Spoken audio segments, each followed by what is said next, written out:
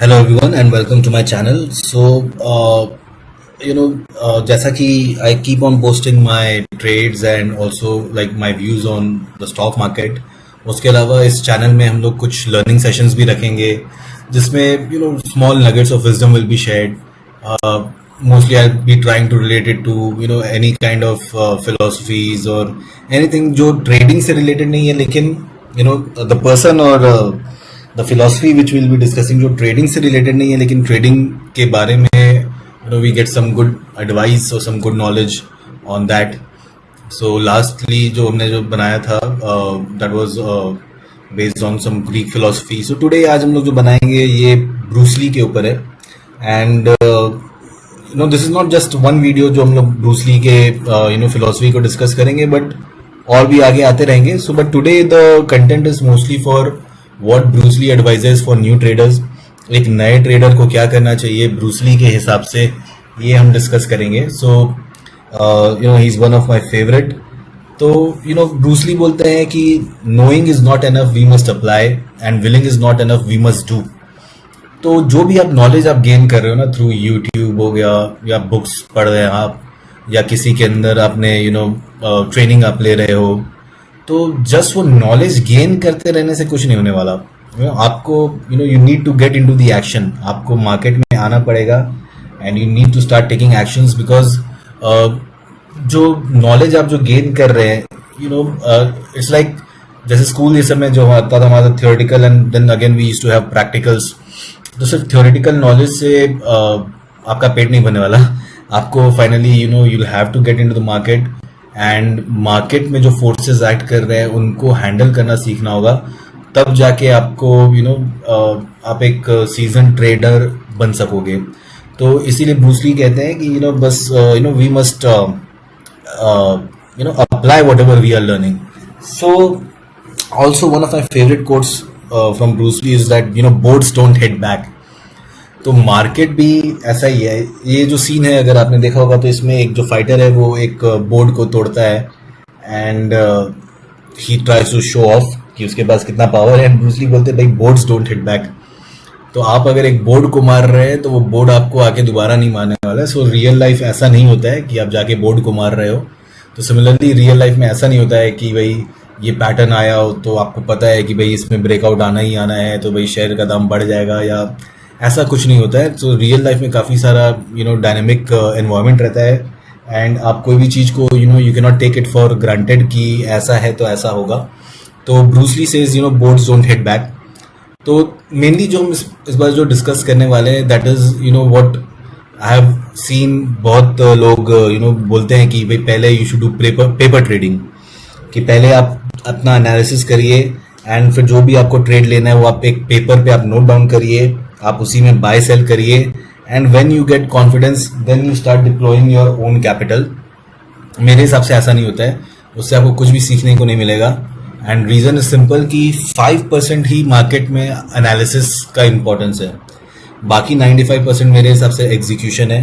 And to show कि actually क्या होता है, I will share one example. So this is a case study of Reliance natural resources. Case study क्या है, ये एक्चुअली ये ट्रेड मैंने खुद लिया था when I was actually in my college. तो उस समय जो रिलायंस नेचुरल रिसोर्सेज था तो इसे मैंने बाय किया था समवेयर अराउंड 19-20 रुपीज़ के आसपास में. ये जो ग्रीन लाइन आप देख रहे हैं यहाँ पे मैंने इसे बाय किया था. एंड उस समय काफ़ी हल्ला था कि ये शेयर 150 हो जाएगा, 200 जाएगा. तो मैंने कुछ 1000 शेयर बाय किए थे खुद के पैसे से.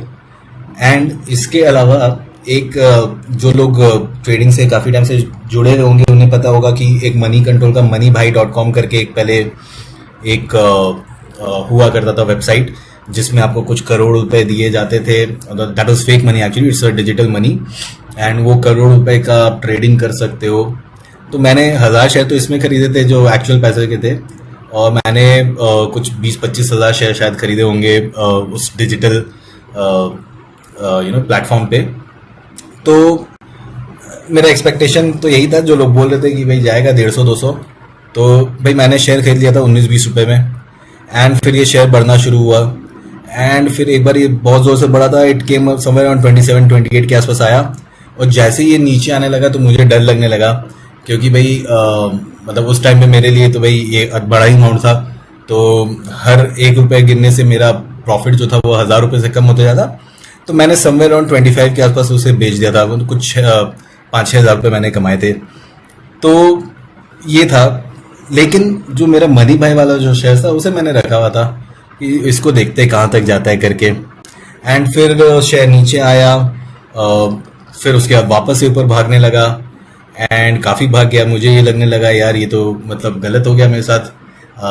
मैंने एक्चुअल में जो पैसे जहाँ पे इन्वेस्ट किए थे, जहाँ पे मुझे एक्चुअली में फ़ायदा हो रहा था, वो तो मैंने बेच दिया। लेकिन मनी भाई को मैंने रखा हुआ था। मनी भाई में काफ़ी पैसा, मतलब मुझे exactly I don't remember the amount, but काफ़ी उसमें दिख रहे थे कि भाई मैंने कमा लिए हैं करके।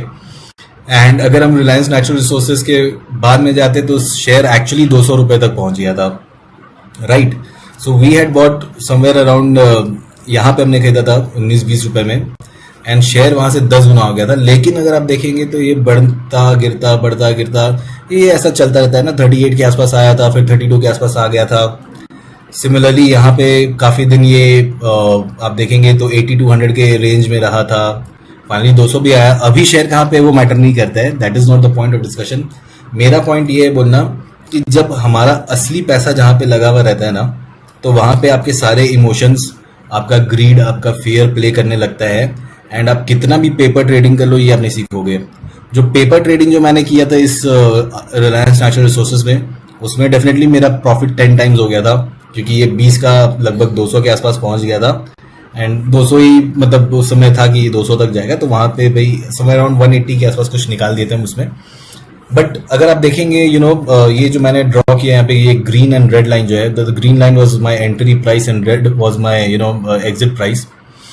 अगर हम इस चार्ट में आते तो आप देखो उसके बाद शेयर कहाँ तक पहुंचा। लेकिन क्या मेरे में पेशेंस था, या मतलब मेरे में जो डर था तो वो सारा चीज़ ने प्ले करके ये जो एक अच्छा, मेरे लिए अच्छा अमाउंट कमाई हो सकता था, वो नहीं हुआ।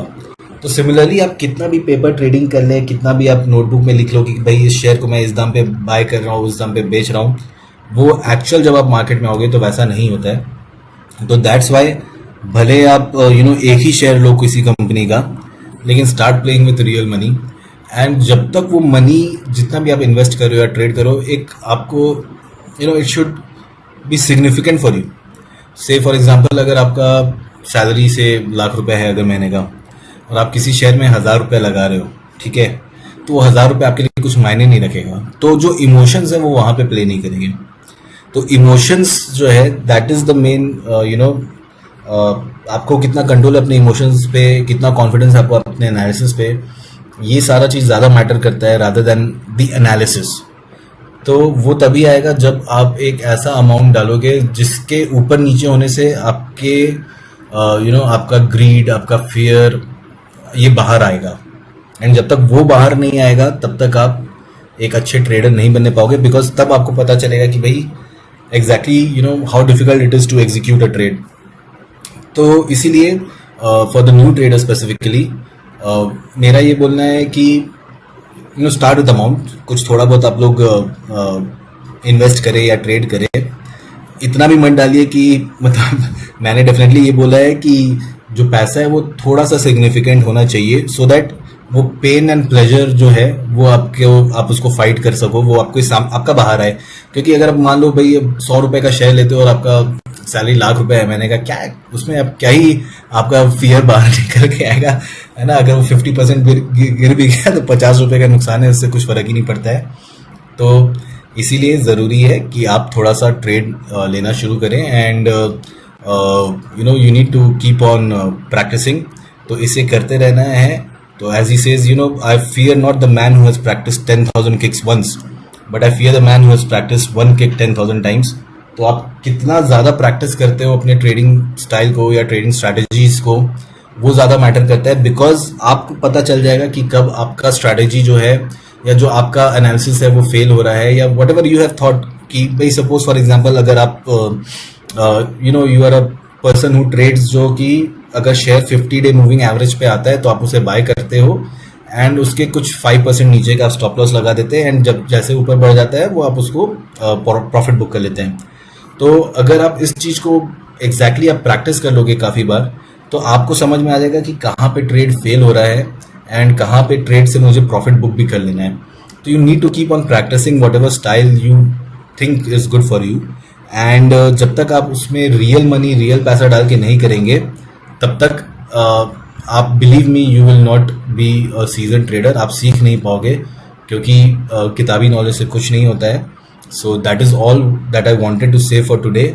सो if you like the video, जो बहुत ही छोटा सा सिंपल सा वीडियो था, but if you like it please like the and also subscribe to my channel.